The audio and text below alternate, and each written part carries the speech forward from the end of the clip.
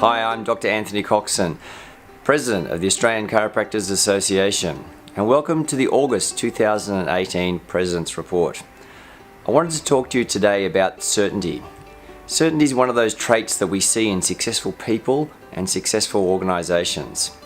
As a health professional, it's sometimes difficult to have certainty when we're dealt with the complexity of the emotional and physical presentations that so many of our patients present to us. But it's taken me a while to recognise that it's not so much certainty in every outcome, but rather certainty in our process and our purpose that's really important. Being really certain with your history taking, listening to the patient, having a thorough examination and knowing what the results of that examination mean, and applying your art with skill, knowledge, and awareness of the evidence base. These are the sort of things that give us certainty as chiropractors. The ACA is, of course, the peak body representing chiropractors in Australia. As at that organisation, we're also the only member of the World Federation of Chiropractic. In fact, the current president of WFC, Dr. Laurie Tassell, is a former CAA president himself. One of the goals of the WFC over many years has been to bring unity to the profession on a global sense. And despite best efforts, we're probably more diverse today than we've ever been.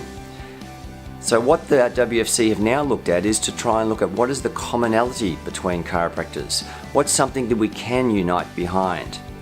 And the thing that they have worked out has been that chiropractors are very interested, no matter what your philosophical background, in high standards of patient care and putting the patient first.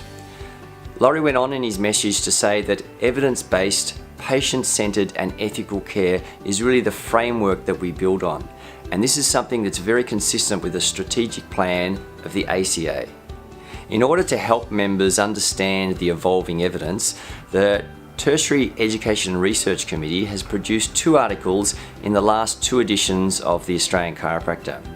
In June, they used the Bromford scale of evidence, where it talked about the 5 different levels. And of course, it's that high level of high to moderate positive evidence that's required in order to satisfy APRA regulations for advertising.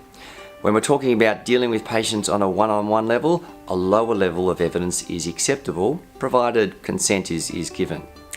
In the July The Australian Chiropractor, the article there looked at the Cairns research that talked about manual therapies for unsettled infants and to see where that now fit in that Bromford scale.